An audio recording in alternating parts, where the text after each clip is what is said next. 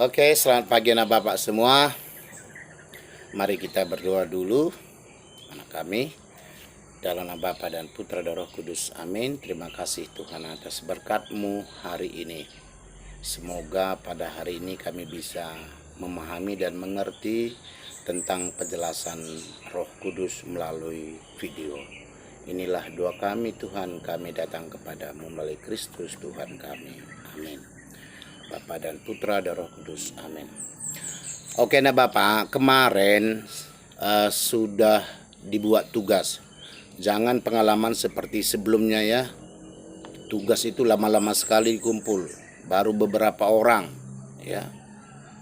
Nah, sementara temanmu yang sudah ngumpul minta terus dikoreksi. Oke, tidak apa-apa. Tapi ada yang sampai 2 hari, 3 hari nunggu-nunggu ya anakku ya. Baik, tema kita hari ini tentang yang sudah ada tugasmu, Roh Kudus menguatkan hati para rasul. Nah, Roh Kudus itu adalah Roh Allah. Roh Kudus itu adalah Roh Allah. Tuhan Yesus berjanji pada hari Pentakosta dia akan mengutus Roh Kudus untuk menggantikan dirinya, menggantikan posisinya. Nah, itulah pada hari Pentakosta, pada hari ke-50 setelah Yesus wafat, ya, bangkit, ya. Nah, anakku sekalian, kamu juga sudah mendengar tentang Antonius Padua, bukan Pandua itu ya, ada di bukunya sedikit salah ya. Antonius Padua, dia seorang dari Portugal. Nah, bagaimana dia bisa mewartakan kabar gembira dengan karisma yang dia miliki, daya ingat yang sangat tinggi, dan juga suaranya yang bergema. Ya, dia memiliki lidah sampai sekarang lidahnya itu tidak busuk-busuk.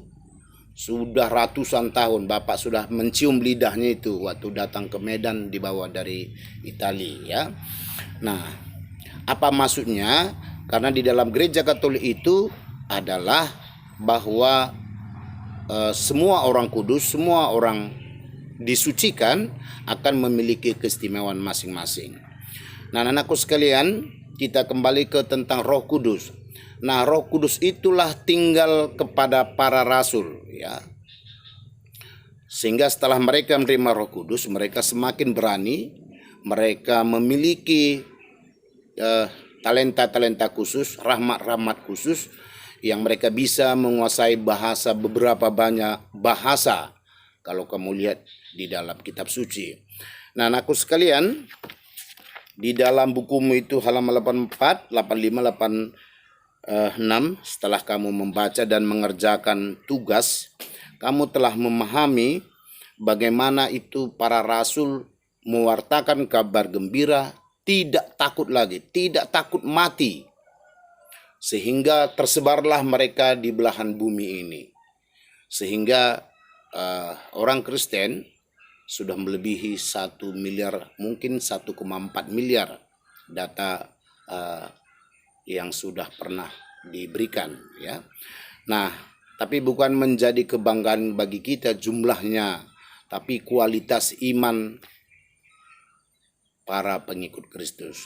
Nah, anakku sekalian, pada hari Pentakosta itu turun Roh Kudus pada para rasul dalam bentuk lidah-lidah api ya. Ada Roh Kudus itu pernah juga kita dengar dalam bentuk burung merpati ya, ketika Yesus itu dibaptis oleh Yohanes Pembaptis. Tapi kali ini dia turun dalam bentuk lidah-lidah api.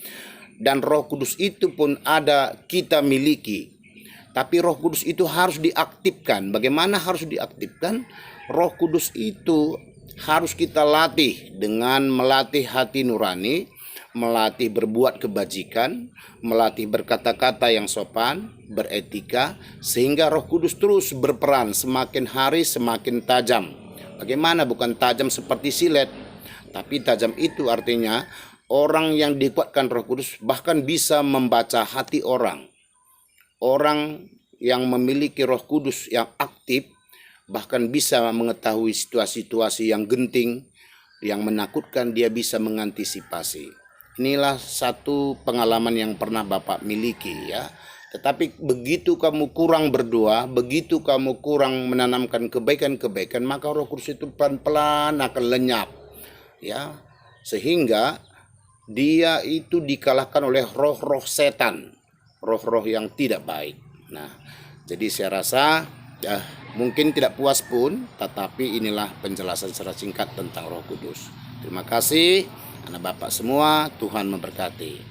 Mari kita tutup dengan doa. Bapa dan Putra dan Roh Kudus. Amin. Kemuliaan kepada Bapa dan Putra dan Roh Kudus seperti pada permulaan, sekarang, selalu dan sepanjang segala abad. Amin. Terima kasih.